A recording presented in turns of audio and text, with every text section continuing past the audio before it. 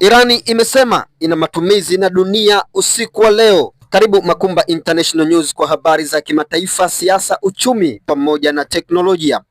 Serikali ya Irani imesema kuwa ina mpango wa kuishangaza dunia katika usiku wa leo kwa kuchukua hatua kali za kijeshi dhidi ya Israel pamoja na washirika wake, hatua inayozidi kuongeza hofu na kuongezeka kwa vita katika eneo la Mashariki ya Kati.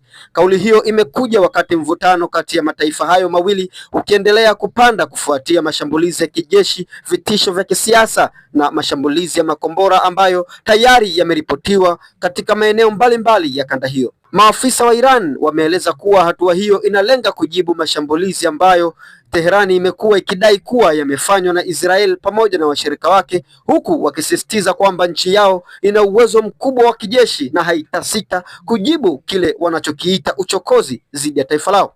Kauli kama hizi zimekuwa zikisababisha taharuki duniani kwa sababu zinatoa ishara kwamba mashambulizi mapya yanaweza kutokea wakati wowote, jambo ambalo linaweza kuathiri usalama wa nchi nyingi zaidi katika eneo hilo. Kwa upande mwingine, viongozi wa Israel wamekuwa wakisema kuwa wako tayari kukabiliana na tishio lolote kutoka Irani. Serikali ya Israel imeimarisha ulinzi wake wa anga pamoja na mifumo ya kukinga makombora katika miji mikubwa na maeneo ya kijeshi, huku jeshi lake likiendelea kuwa katika hali ya tahadhari ya juu. Hali hiyo inaonyesha kuwa pande zote mbili zinaendelea kujiandaa kwa uwezekano wa mapambano makubwa zaidi.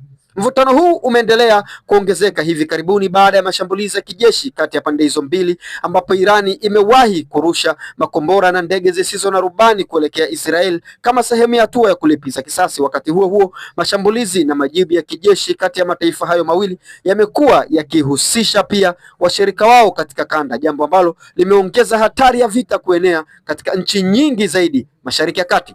Hata hivyo, wachambuzi wa siasa za kimataifa wanaonya kuwa kauli za kuishangaza dunia zinaweza kuwa pia sehemu ya vita vya kisaikolojia kati ya mataifa yanayopigana. Mara nyingi viongozi wa nchi hutumia kauli kali ili kuwatisha maadui wao au kuonyesha nguvu mbele ya raia wao na washirika wao wa kisiasa. Hivyo, ingawa tishio la mashambulizi linaweza kuwa la kweli, pia kuna uwezekano kuwa baadhi ya kauli hizo ni mbinu za kisiasa kwa ajili ya kuwatisha maadui wao. Huku pia jeshi la Irani limesema kwamba halihitaji msaada wowote kutoka kwenye pande zozote, wakisema kwamba wanaimudu Israel pamoja na Marekani kwenye vita hii. Endelea kubaki Makumba International News kwa habari za kimataifa, siasa, uchumi pamoja na teknolojia.